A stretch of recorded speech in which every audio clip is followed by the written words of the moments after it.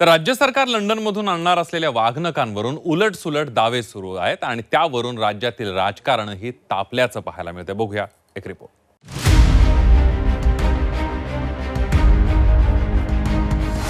ती वाघनख छत्रपती शिवाजी महाराजांची नाहीत।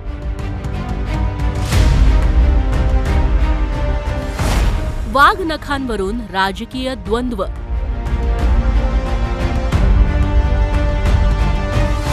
विरोधकांनी सरकारला धरलं धारेवर।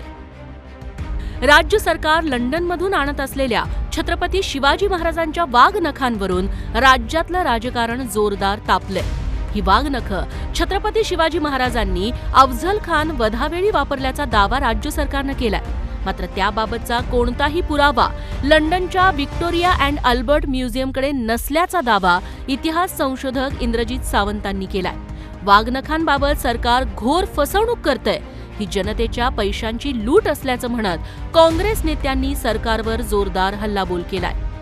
की तिकडे वाघ आता नाहीत ना, इकडे वाघ आहेत व योग्य वेळी आम्ही वाघनखाचा उपयोग करू। डुप्लिकेट वाघनखांनी कोणाचा कसा उपयोग करायचा हे जर सरकार सांगत असेल तर मला वाटतं हे हास्यास्पद आहे।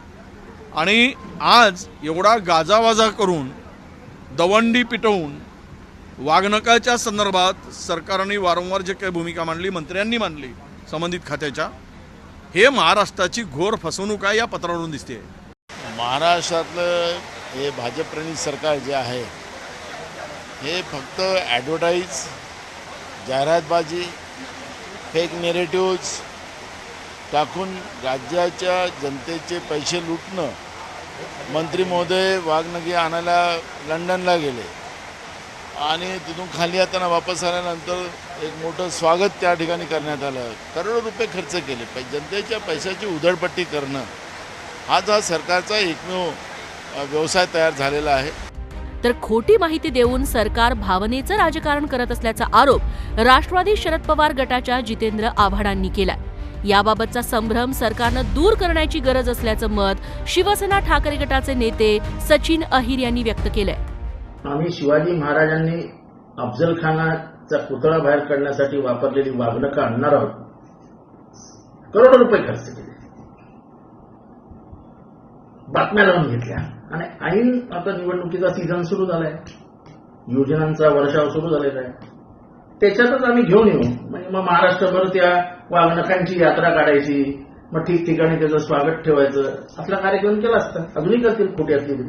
फक्त संभ्रम लोकांच्या मनामध्ये निर्माण करून आम्ही काहीतरी मोठं करतोय आणि त्यातून आपल्या विभागाने व्यक्ती म्हणून घेऊन आपली एक इमेज बिल्डिंग करण्याचा प्रयत्न होतोय का, हे दुर्दैवी आहे। आणि मला वाटते ह्याच्यातला संभ्रम कुठेतरी आता इंद्रजित सावंतांनी जे प्रश्नाच्या माध्यमातून का होईना किंवा त्यांनी जे लेखी स्वरूपात त्यांना जे आलेलं उत्तर आहे त्याच्या माध्यमातून झालं ते त्यांनी सरकारने दूर केलं पाहिजे। दरम्यान वाघनख आणण्याआधी खात्री करूनच निर्णय घेतला असल्याचं उत्पादन शुल्क मंत्री शंभूराज देसाईंनी सांगितलंय। जेव्हा राज्य सरकारनं ती वाघनख आणि ती तलवार आणायचा निर्णय घेतला तेव्हा या सगळ्या गोष्टींची खात्री करून घेतलेला आहे।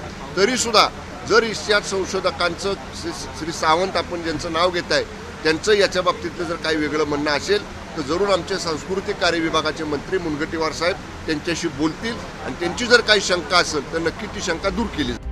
इंद्रजित सावंत यांनी केलेल्या दाव्यानंतर मोठा संभ्रम निर्माण झालाय। हा संभ्रम दूर करण्यात सरकारला यश येतं का हे पाहणं महत्त्वाचं ठरणार आहे। जर असं झालं नाही तर एक मोठा मुद्दा सरकारच्या हातून निसटण्याची शक्यता आहे। ब्युरो रिपोर्ट, झी 24 तास।